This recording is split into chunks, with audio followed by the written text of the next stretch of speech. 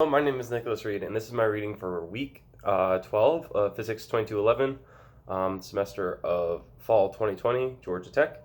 So the topics we covered during this week's lecture, we started out with angular momentum, but then we went to torque, and we went back to angular momentum, did a few more examples, and then finally we ended with cross product for our topics. The things I learned this week were angular momentum and torque. I knew cross product from linear algebra, so it was more of a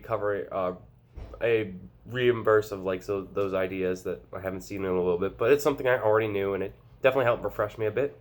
The things I didn't know were how to calculate torque and the angular momentum, and those I definitely struggled with a bit. So I found myself going to YouTube and just seeing some examples of problems.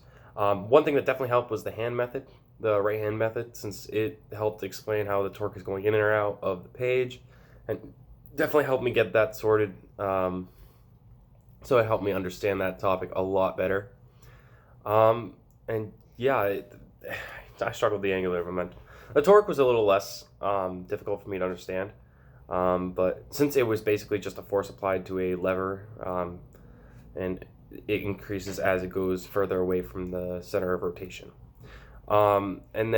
The axis. And then also the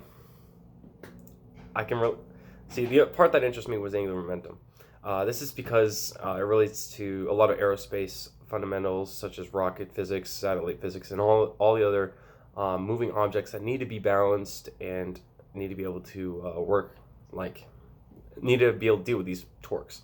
Since a rocket can experience torque in the perpendicular direction from rockets and thrusters not being properly aligned, possible air resistance, air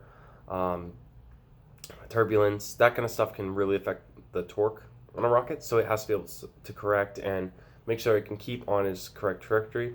So torque is something you do have to consider. Also, another thing you have to consider with torque is when you're working with instruments in space that are weightless, you can't apply as much torque as you would be onto a lever, since you have nowhere to really, unless you anchor yourself down, you can't really move a heavy lever. So that's another thing you have to consider in space. Is part of the design, it has to be ready to deal with, you can't put out a bunch of force because you can't easily anchor yourself to do it. So you have to find somewhere where you can anchor yourself and then move a lever.